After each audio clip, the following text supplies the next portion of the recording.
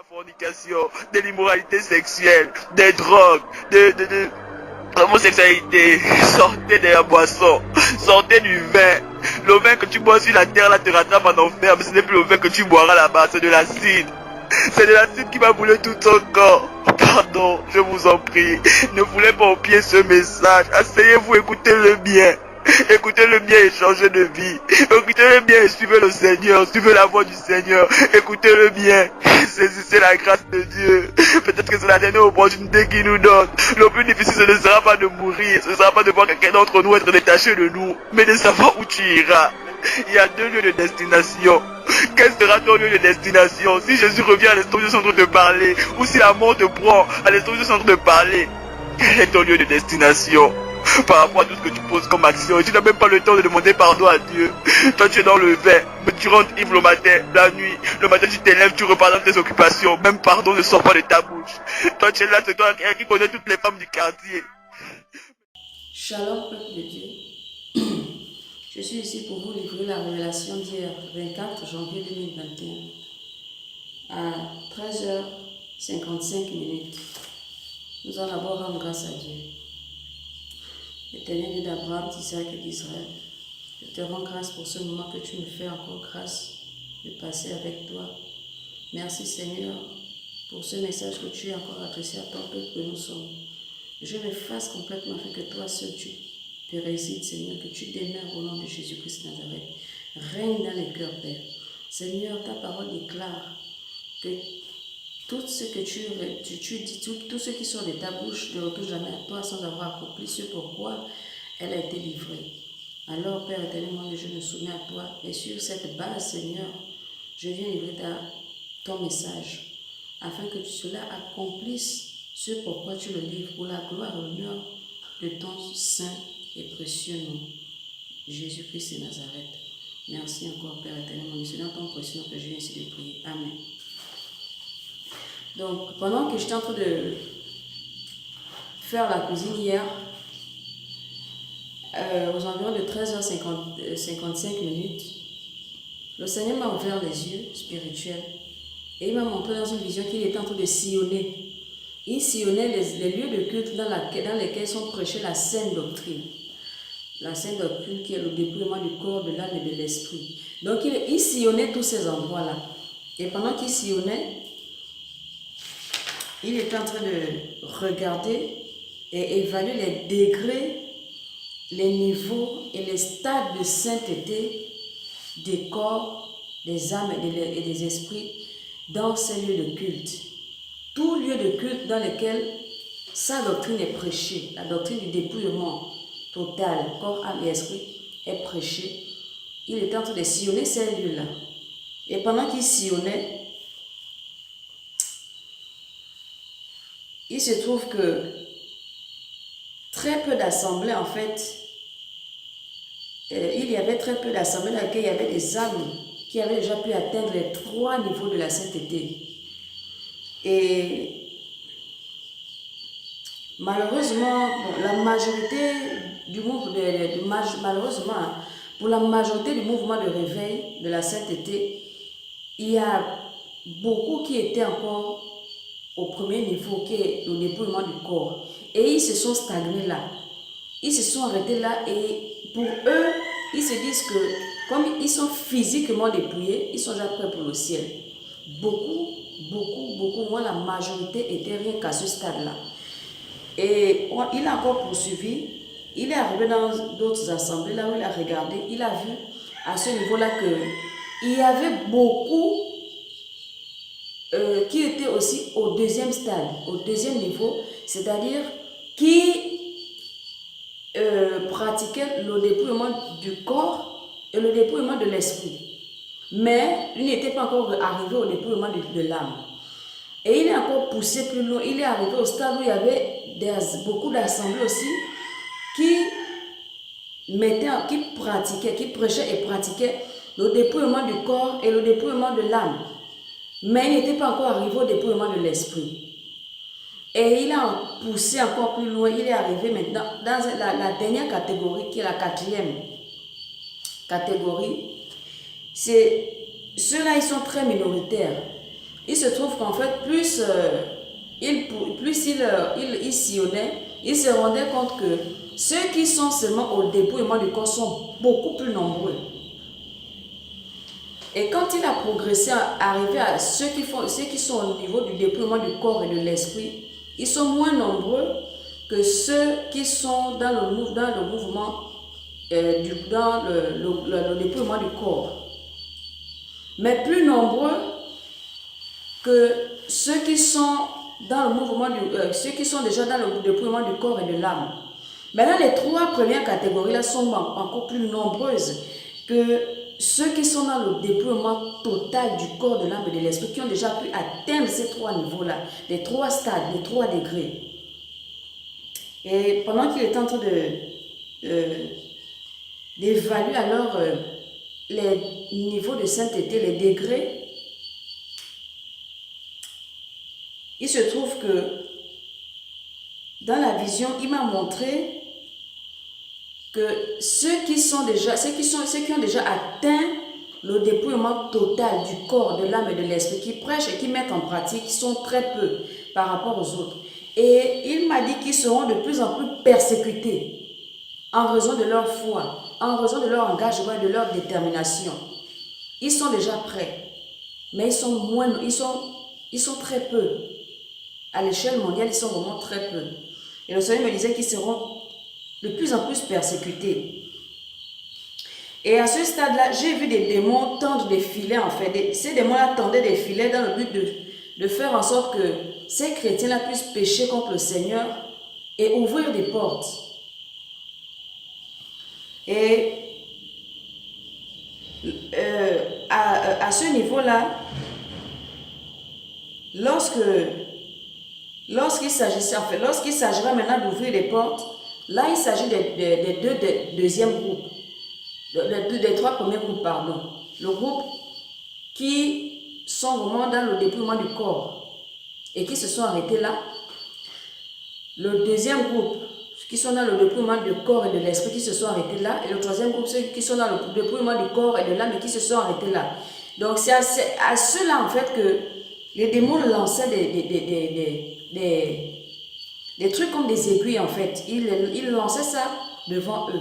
De telle sorte qu'en marchant, lorsqu'ils devaient piétiner ces aiguilles-là, ça devait les amener à pécher en fait. Les aiguilles devaient les amener à pécher. C'était des pièges pour les amener à pécher, pour ouvrir une porte par laquelle eux, ces démons-là, puissent rentrer. Et ce que le Seigneur m'a montré, c'est que lorsque la personne ne veille pas, lorsque la personne ne veille pas dans sa vie de prière et qu'elle ouvre une porte, qu'est-ce qui se passe? C'est que si elle est au niveau du dépouillement du corps seulement, qu'est-ce qui va se... Bon, si elle est d'abord au niveau... Lorsque les démons là rentraient, qu'est-ce qui se passait? C'est que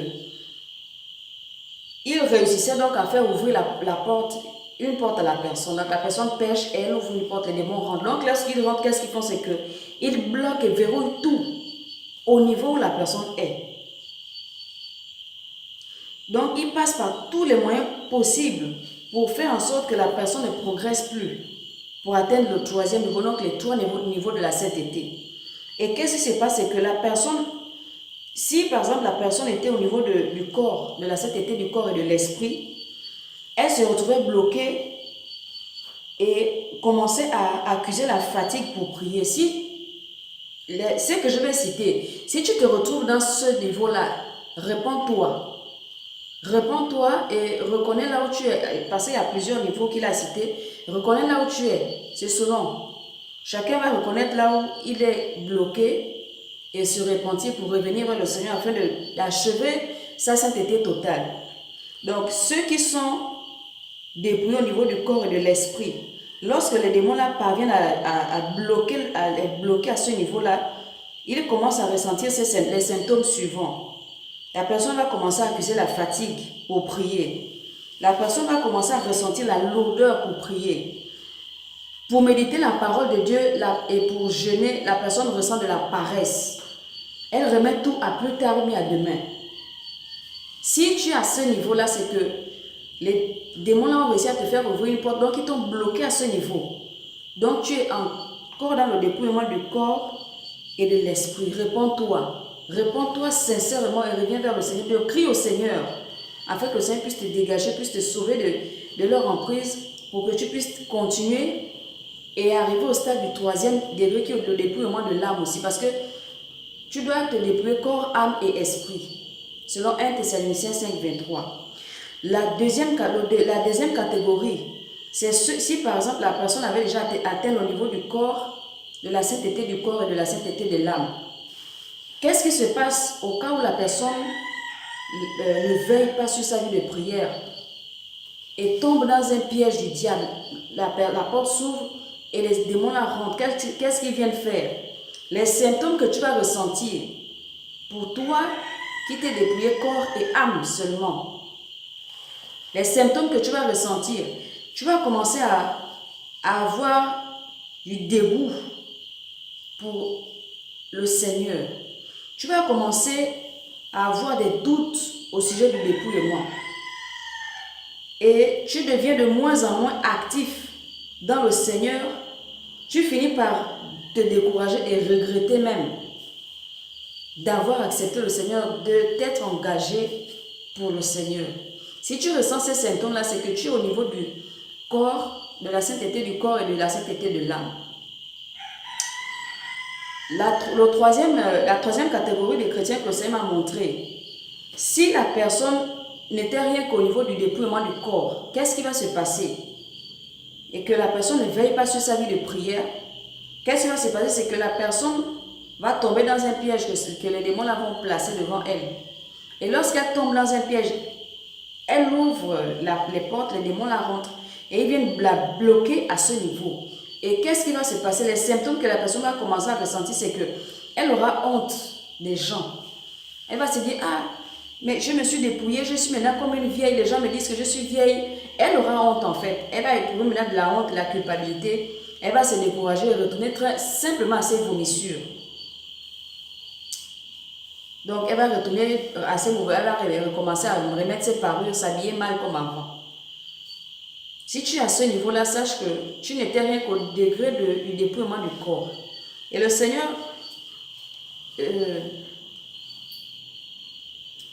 m'a dit, en ce qui concerne le dépouillement de l'esprit, c'est le dépouillement le plus simple. Il suffisait seulement, la sainteté de l'esprit en fait consiste, ça c'est le Seigneur qui parle. La sainteté de l'esprit est la plus simple. Elle consiste à me demander de connecter mon esprit avec votre esprit et mon esprit s'occupe du reste. Et il poursuit, dans la vision poursuivait, le Seigneur m'expliquait que les démons, pour ceux qui ont déjà atteint le 3e degré, tous les 3 degrés de la sainteté, les démons restaient vraiment très éloignés d'eux, très très loin d'eux parce qu'ils ne parvenaient pas à les approcher à cause du feu et de la chaleur que ces personnes-là dégagent. Et malheureusement, bien qu'ils soient déjà prêts, prêts dans les 3 niveaux de la sainteté, qu'est-ce qui se passe? C'est que ces démons-là les surveillent à distance. Ces démons les surveillent à distance pour les jeter aussi ces aiguilles-là en fait. Les aiguilles-là sont des pièges, dans des filets. Et qu'est-ce qui va se passer, c'est que pendant qu'ils jettent ces aiguilles-là au sol, en fait, c'est dans le but de faire tomber ces chrétiens-là dans des pièges. Par exemple, s'ils savent que, bon, tel chrétien doit passer par ce chemin, c'est par ce même chemin que les démons-là viennent jeter ces aiguilles-là. Mais ce que le Seigneur m'a montré, c'est qu'il y avait un ange très redoutable. J'ai vu un ange redoutable. Un ange redoutable qui avait une épée flamboyante, il brillait comme vous voyez un peu de l'argent lorsque il y a une forte lumière qui éclaire l'argent, l'or pardon, lorsqu'une forte lumière éclaire l'or, c'est comme ça que cet ange-là brillait en fait. Et qu'est-ce qu'il faisait, c'est que il passait avant même de passer, que ces chrétiens-là ne passent, il passait avant. Et quand il est arrivé au stade où il y a les aiguilles que ces démons-là avaient jetées, je ne sais pas comment, il y avait des petites boules de feu qui apparaissaient dans ses mains et il les jetait sur ces aiguilles-là. Donc, par les conséquences, il y avait des détonations très fortes.